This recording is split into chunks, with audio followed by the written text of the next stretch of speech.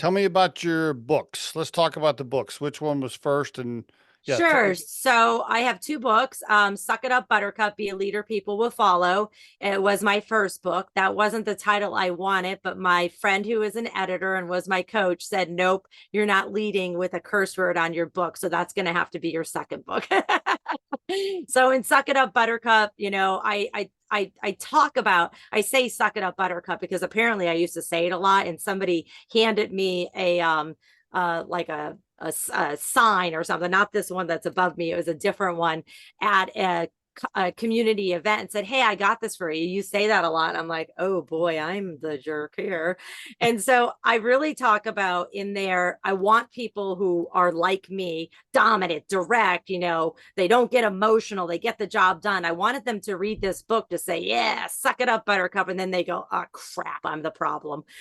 So it's really about, realizing, listen, personality styles matter. Get to know your personality styles, your personality traits of your employees. Get to know your own, most importantly, because the only one you could change is your own. So let's change your style for 15 minutes, no matter what it is, so you can get the person that you're talking to do what you want them to do. But you have to talk to them in the mode that they accept and appreciate, which is not always do this. We need to use emotions. We need to use emotional intelligence. And I learned, that when you say suck it up, that's not emotional intelligence. And so it's sympathy and empathy are two different things. And so I talk about that a lot as well. And then I also just talk about in Suck It Up, Buttercup, the lack of common sense. That common sense is not common, but hold your judgment, because common sense is actually education. It's a common sense of education or knowledge, skills, and abilities that we forget is common sense, or we forgot we learned. So I share this example in the book, and then also in a lot of my speeches.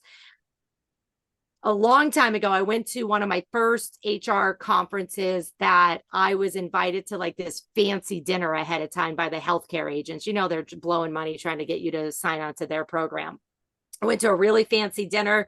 I just told you I grew up, very working class.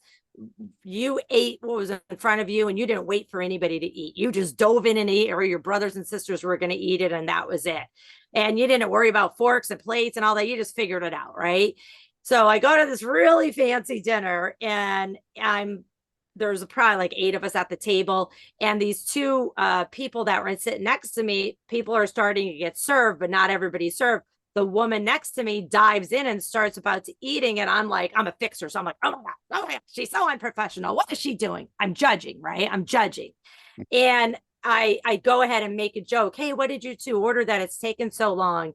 And they were like, no, go wait. Don't wait for us. Just eat. And then I see this person go, oh, I was supposed to wait for everybody. And in my head, I'm going, oh, you idiot. I can't believe that. I'm judging.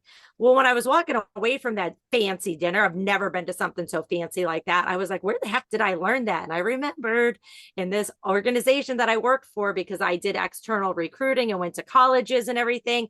Our marketing director forced us all to go to an etiquette course. And that's how I learned. But in my brain, it was common sense, but it wasn't.